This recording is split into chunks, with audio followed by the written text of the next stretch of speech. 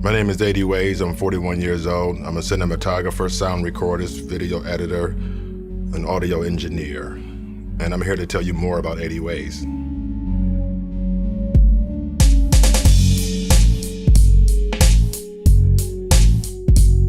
I'm an artist. I care more about the arts than just about anything else. I just love to be creative. I love to create things. I like the idea of starting something and then just keeping track of that progression from its inception to a finished product. Like when I do music, I love when it starts with a hi-hat. That's all you have is a hi-hat. And then before you know it, it's a complete production. And I like just thinking back to, why did I choose this snare? Why did I want to use this kick drum?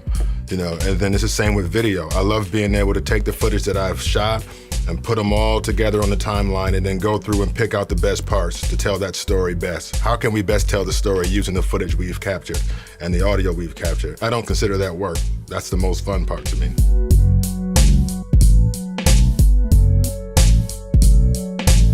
Music I do sometimes. I hadn't written anything new or made any new productions in almost 2 years. Then just the other day, a hip hop artist and filmmaker in Atlanta, he's putting an album together and he wanted me to add a verse to it. So I just finished that the day before yesterday. That's the first verse I wrote and recorded in almost 2 years. It's not that I don't enjoy doing the music, it's just that at this point I just happen to enjoy filmmaking a little bit more. Music is always gonna be there. As long as I'm capable of creating music, I'll always create it. Most of which I'll never release. It's just therapy for me, you understand? A lot of times when I'm making music, it's because I want something to listen to. And I don't really make it like for public consumption. It's something that, I might share some of it, if I think people might dig it, but for the most part, I like to have something to listen to while I'm driving. So that's what I do. Like I'll create the music and then I have this thing I do mentally where I separate myself from the project. So instead of an 80 Ways record, it's just, I look at it from the standpoint of a fan. And I try to forget the whole production experience so I can enjoy it from the standpoint of just someone who enjoys music. There's no ego about it, like, ooh, look, I made this. It's like, oh, this is a dope song. So I do that too. So now I got the bug, I got bitten by the bug again, so now I'm gonna go back to recording because I got so many ideas now just for writing that verse for Justin for his album. I'm like, oh, I remember this now, this feels familiar. That was fun. So perhaps it is time to record some new music and to release some of the other stuff that I have recorded or maybe started, because I do that sometimes. I'll start the song, then I get tired of listening to it, so I don't want to work on mixing it or I just leave it alone. I'll come back to it later, or maybe I won't. There's no urgency to it. I do it when I feel like doing it. It's different when you're doing a video project and you're doing a video for someone else. Someone's hired you to do this video, like a company might hire me to shoot a promotional video. I don't have the luxury of saying, nah, I'll get to it when I feel like it. It's still like, it's work, but it's the type of work that I want to do. Like I had a day job up until recently. I couldn't do that anymore because those 40 hours a week I was spending at that place, that's time I could have been creating. So I think a lot of artists are trying to get to that point. How can I make a living off this art form? And we know it's possible because other people are doing it, so why can't that be us? So that's the mentality to have. If there's someone getting paid doing it, why can't that be you? If someone's making a living doing something they actually enjoy, if you don't think that could be you, then that thought is what's holding you back.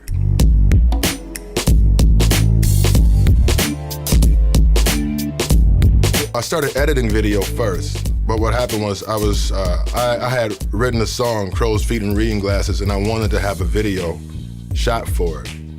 And me not knowing enough about video, I couldn't communicate to the video guy exactly what I wanted. The ideas I had in my head, I had no knowledge of how to communicate that, to articulate that to the videographer in a manner in which he could understand it. So the video didn't come out the way I had pictured it in my mind. I didn't really like the video.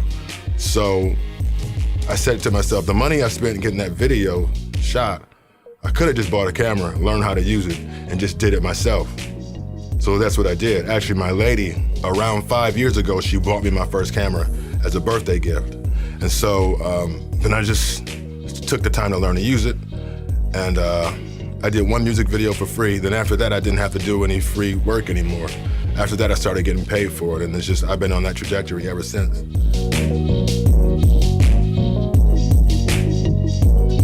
Hip hop was the first art form that I fell in love with. It was in the 80s, around the time when LL Cool J, Bigger and Deffer, that album. Probably a little bit before that though, with Grandmaster Flash and the Furious Five, The Message. And then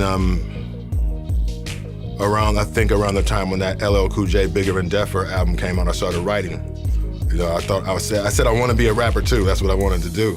Somewhere around 1993, I started making beats. My mom bought me like this music sequencer, and I started making beats on that. And you gotta keep in mind, all this time, I'm only looking at this as a hobby, right? So I wanted to be a rapper, but at the same time, I never thought I was gonna be. So I was just gonna keep on making music because I enjoyed it. At the time, I would freestyle a lot.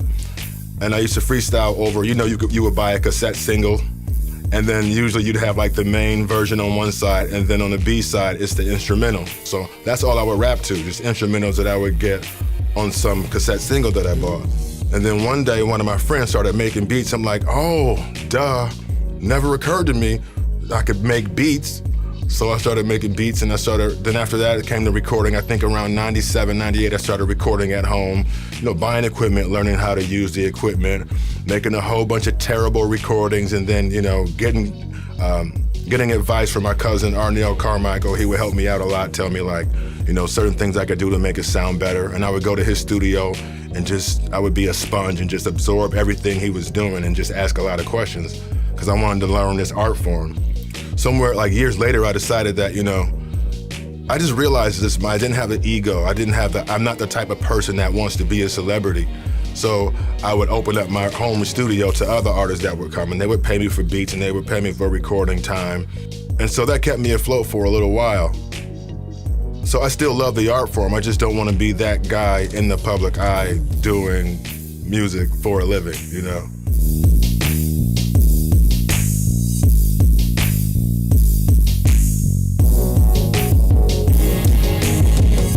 People used to tell me when I was young, you just find something you want to do and you spend all your time practicing and getting better, find that one thing you're good at.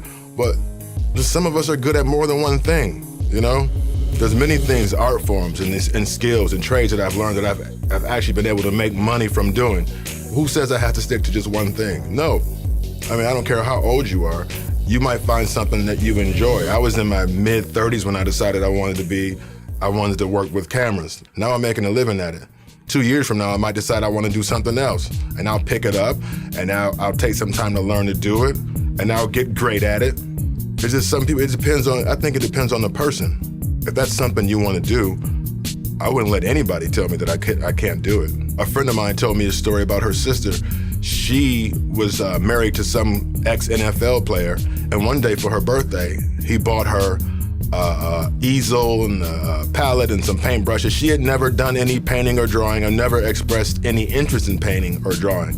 Now her stuff is being sold in galleries. You have to try different things to find out what you want to do in life.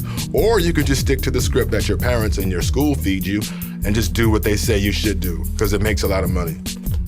Yeah, I've been able to make a lot more money doing other jobs, but they were jobs that didn't really inspire me. They were jobs that I didn't like. So I'm not doing those jobs anymore.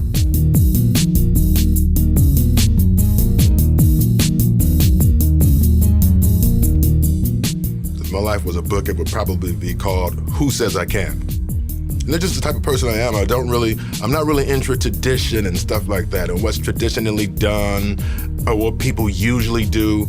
I'm not into that at all. I want to do what inspires me, and I want to do what I'm inspired to do. So, even if it's in the music, a lot of people would tell me, yeah, AD, man, you got some dope stuff, but you need to do something for the clubs. Well, that's not who I am. If I have to make a living being something other than who I really am, I'm not interested. You can't do a song about this or that. I'm like, who says I can't? That's other people who let society tell them what they can and cannot do. Tell them that they won't succeed at certain things, and so they never give it a shot. That's other people's problems. I don't have that problem. And I don't think you should either.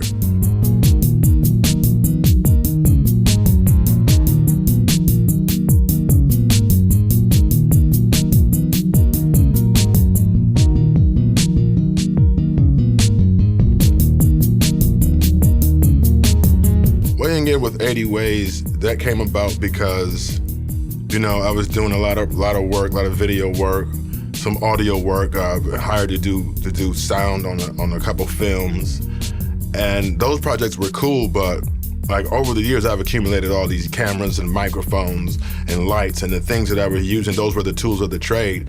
And I was thinking, what can I do? In what way can I use this equipment that will allow me to make art or create content that I'm actually passionate about? One of the things that I'm passionate about is just social awareness. So weighing in with 80 Ways is all about having uncomfortable conversations or conversations about topics that tend to make people feel uncomfortable. So the cool thing about that is there's no shortage of uncomfortable conversations. The first one happened to be about racism, but they're all like the one I'm working on right now for episode 2, that's about rape culture. And fortunately, we live in an age where people do not mind sharing their opinions, and there are people whose opinions do not align with my own. I still want to have a conversation with them because this is what it's all about, is how do we engage in discourse, even with those we disagree with, and how do we do so in a civil manner? And the reason that's important is because when you're not doing it in a civil manner, no one's going to get your point. Once I start insulting you, you're not listening to my point anymore. Now you're just trying to hurt my feelings, and we're going back and forth. And so we're just throwing punches verbally. How is that productive? It is not. So I'd rather have conversations, and some things they're uncomfortable to talk about, no doubt. And some people I talk to, I feel like, yeah, they are idiots or they're just not good people, but this is how we learn to have conversations about these things, as opposed to calling people libtards and retards, and we start using all this offensive language, which I don't mind offensive language. It doesn't bother me. I'm saying if you're trying to get your point across, that shouldn't be a part of the recipe. No one's going to want to eat. I don't think you necessarily have to be bold to have these types of conversations. You just have to care. And and that was the thing. I care enough because this is just me doing my part to try to help create the type of society that I want to live in. So I'm just trying to be an example. You're a role model whether you want to be or not. So I think I'd rather be a positive one if I have the choice. I'd rather be a positive role model. And I'm not trying to say I'm going to change the world, but maybe I will encourage some people to engage in these types of conversations and to do so in a civil manner, because the alternative is not working. I love when I have an opportunity to tell a story that I would be impressed by, that I would be inspired by. To tell a story that I would like to hear whenever there's an opportunity. Like an organization, I had a conversation with an organization of men, and it's basically, they're all about teaching men to be better men, and to not be so destructive towards women. And I talked to one of the guys, one of the members of this organization, about potentially doing a documentary about that. That's a story I would love to tell. So whenever I hear a story or I experience something that I feel like, oh, this would be a great story to tell, and then I think about all the footage I would get, how I would shoot it, that's really what keeps me going. And I meet people. Sometimes I meet some people and they're telling me a story, and the whole time I'm listening and I'm thinking, wow, that would be a great film. We can make a cool movie out of that. There's so many films I want to make, and there's so many documentaries and stories I want to tell. This is how human beings relate to other human beings. So that's what really gets the creative juices flowing, just knowing that there's a cool story that I just heard. And me being a storyteller, a filmmaker, I can make it even cooler by telling it my way. That's awesome.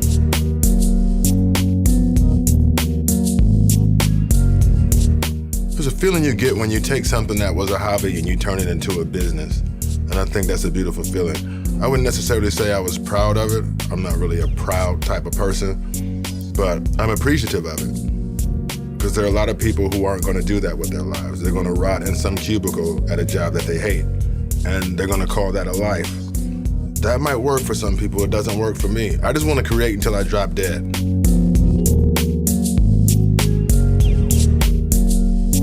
Actually, I forgot I had a YouTube channel.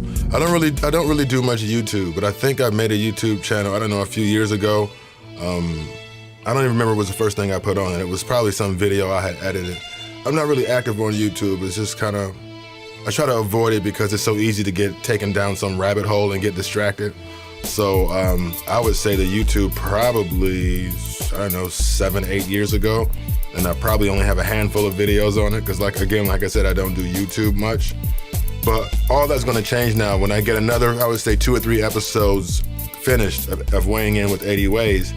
then I'll do this whole marketing campaign and try to get that series in front of as many eyes as I possibly can. But until then, I'm just gonna avoid YouTube like the plague. Nothing against it, it's just I'm too easily distracted, so I don't wanna be on YouTube. Too many distractions for me. I have been told on more than one occasion by more than one person that initially they thought I was gonna be mean. Like, hey man, I thought you were an asshole when we first met until you started speaking. I'm like, wow. So, do we call that profiling? Don't get me wrong, there was a time when I was not a nice guy and not even remotely close to it. And I think what happened was I realized that it's really that simple. It's not easy, but it's simple. Treat others the way you like to be treated.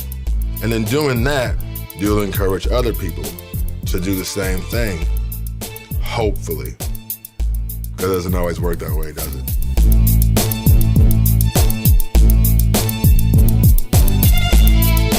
But I was a cable guy for 15 years. People are always shocked when I tell them that. For 15 years, that's how I made a living. Well, you give or take a year when I was doing, just running my home studio. I was a contractor, so you could take as much time off as you wanted, because you didn't really work for anybody. So I was an independent contractor, and I would say a good 15 years I was installing residential cable. I learned a lot about human beings doing that job. That's something I appreciate from that, because people don't behave the same in their homes as they behave when they're out at the grocery store. It's different. They're usually more open. So just when you install it, you're installing somebody's cable or internet, and they're telling you these stories about themselves, and you learn a lot about human beings. It's funny, it got to the point where sometimes I can predict what type of conversation I was gonna have based on what the home looked like. And yeah, I was right a lot of the time. I don't mind dealing with people in short bursts and in small doses, so that's fine. This guy will talk my ear off about his car or how much he paid for his stereo set, but in about 20 minutes I'm gonna get his signature on his work order and I'll be out the door, so that's fine.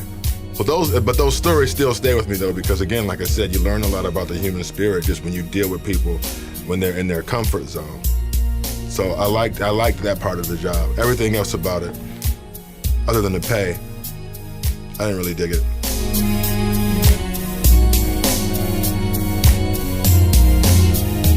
End goal. Like I say this all the time, and it sounds morbid, but it's true. I just want to work until I drop dead. And by work, I mean create. I'm going to create content until I drop dead. There's such an eerie feeling to know that I'm going to leave unfinished projects behind. There'll be something when I die that I was working on that I didn't live long enough to finish. And I wonder what that project is going to be. I just like to create stuff, and I like to create good stuff. I like to create the type of stuff that I would be impressed by.